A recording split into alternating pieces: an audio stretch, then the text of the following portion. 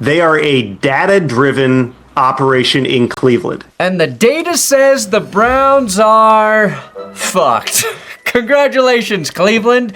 You have hired the very first AI coach bot, Coach GPT. 7 NFL teams hired a head coach before the Browns. The Cleveland Browns are going to hire Todd Monken as their next head football coach. So let's react to the Browns now having a new head football coach in place. What the hell are the Browns doing?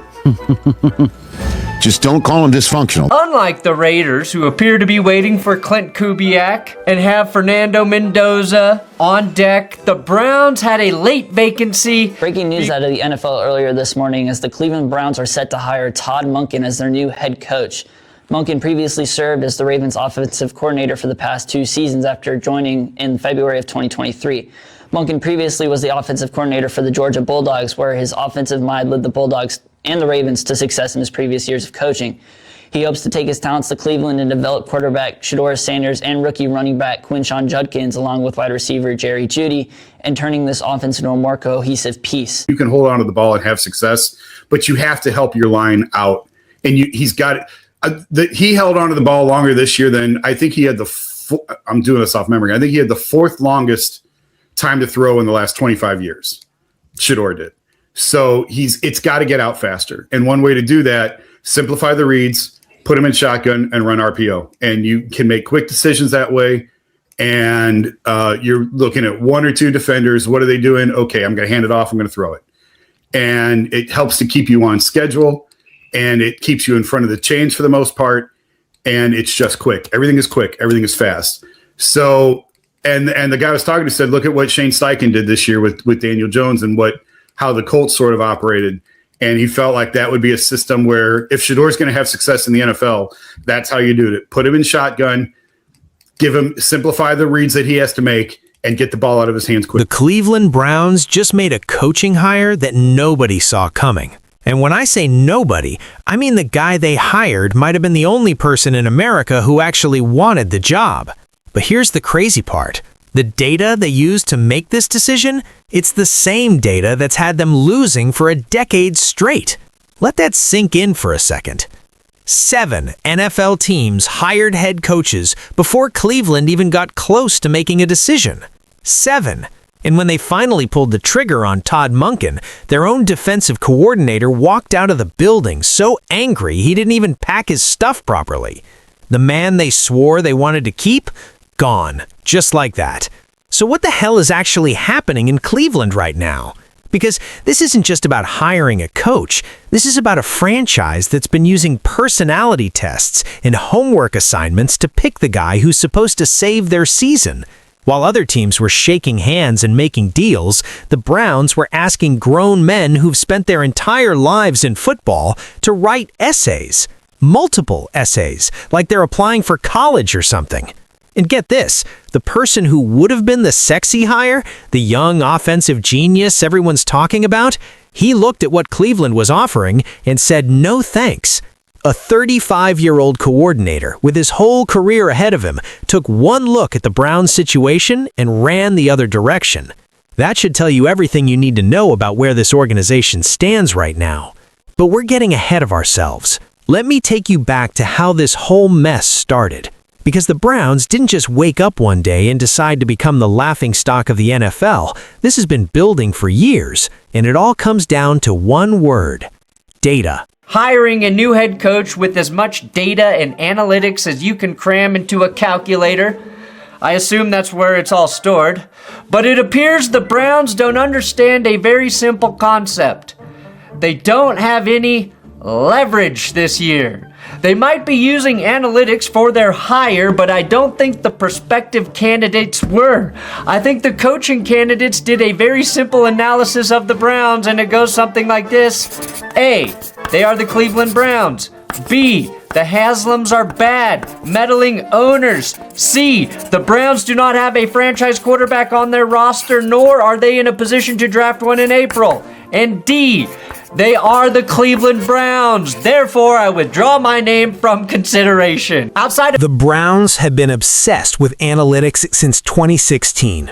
They brought in the Moneyball guy, told everyone they were smarter than the rest of the league, and proceeded to go 1-31 in their first 2 seasons. 1 win, 31 losses. But hey, the data said it was a good plan, right? The data said stockpile picks and trust the process. The data said trade away Baker Mayfield and give Deshaun Watson $230 million guaranteed dollars.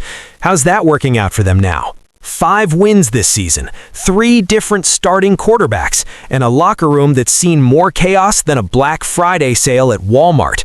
This is what happens when you let spreadsheets make football decisions. Now, here's where it gets really interesting. When the Browns started their coaching search this year, they had 0 leverage. None. Every qualified candidate in America knew the situation.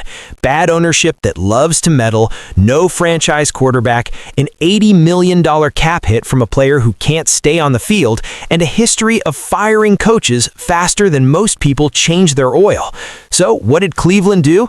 They made their interview process even harder. They asked candidates to take personality tests, write essays, complete homework assignments, like they're auditioning for a reality show instead of trying to save a sinking ship. And shocker, nobody wanted to deal with that.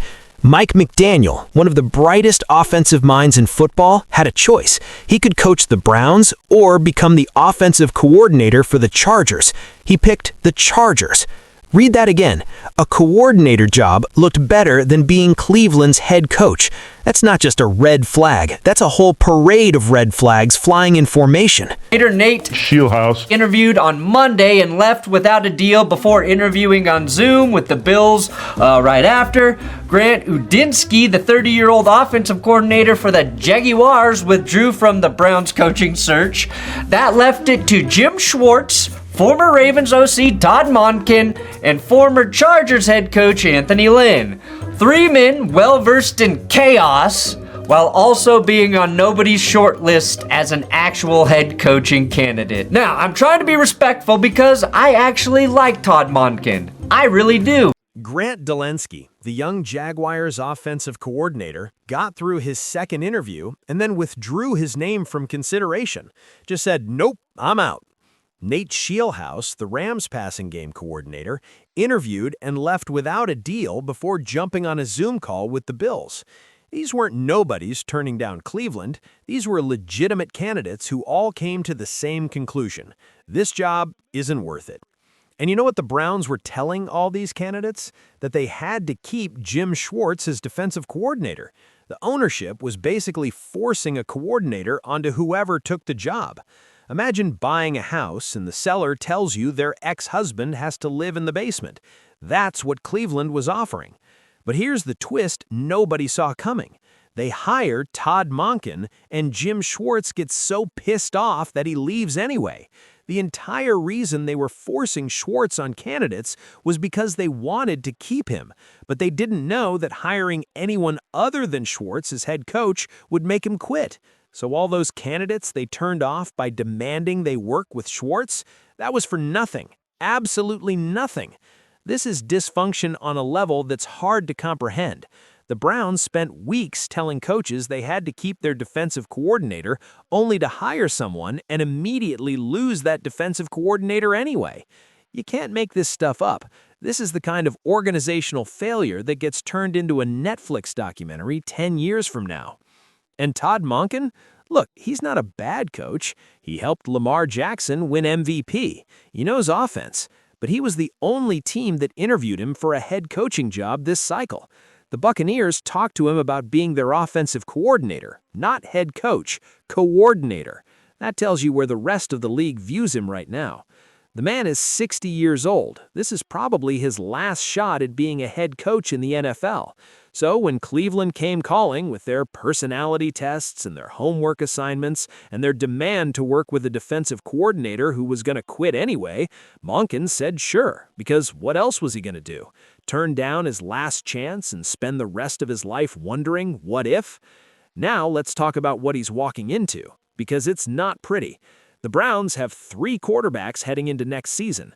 Deshaun Watson, who's making $40 million a year and can't stay healthy, Dylan Gabriel, a developmental project, and Shedeur Sanders, who just got named to the Pro Bowl despite never playing an NFL snap. Myles Garrett's sack record and the most popular 5th-round quarterback ever drafted. Shedeur Sanders. And I think they approached this entire coach hiring process completely wrong. The Cleveland Browns are the dumbest organization in professional sports history. They wanted the new head coach to work with current defensive coordinator Jim Schwartz, but the coach they hired pissed off Schwartz, who got so pissed that he's leaving Cleveland, which makes everything they've done to this point seem frivolous. Yeah, you heard that right. Shedeur Sanders is a Pro Bowler. The same Pro Bowl that's been a joke for years just got even more ridiculous. But here's the thing, if anyone can develop Sanders or Gabriel into something useful, it might actually be Monken.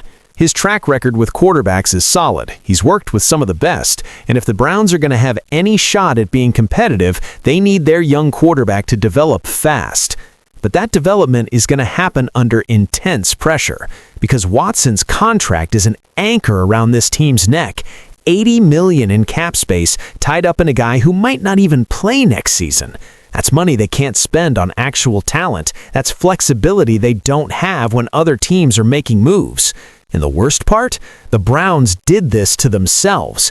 The data told them Watson was worth it. The analytics said give him the biggest guaranteed contract in NFL history. The numbers said this was a smart move. How'd that work out? Their ceiling right now is maybe 8 wins if everything goes perfectly. More realistically, they're looking at another 5 or 6 win season. The Jets are a mess right now, sure. They've fired 7 coordinators and position coaches, but at least they have a head coach who's making decisions. The Browns couldn't even find someone who wanted the job until they got desperate enough to bring back a guy who was already there 5 years ago. And that's what makes this whole situation so tragic. Cleveland fans deserve better. They've stuck with this team through decades of losing. They show up every Sunday. They pack the stadium. They believe every single year that maybe this time it'll be different. And what do they get? A coaching hire that nobody's excited about? A front office that thinks personality tests matter more than football knowledge? An ownership that still doesn't understand how to run an NFL team. The funniest part of all this? ESPN was actually suggesting the Browns interview Deion Sanders, primetime himself, a guy with 0 NFL coaching experience. That's how desperate things got. When sports networks are throwing out names like that, you know the situation is bad.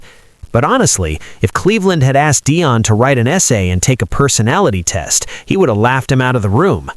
So, here we are. Todd Monken is the Cleveland Browns head coach.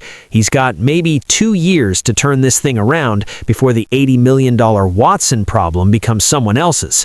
He's walking into a situation where the best player on the roster, Myles Garrett, might be the only reason to watch, and he's dealing with an ownership group that thinks data can solve problems that require actual football intelligence.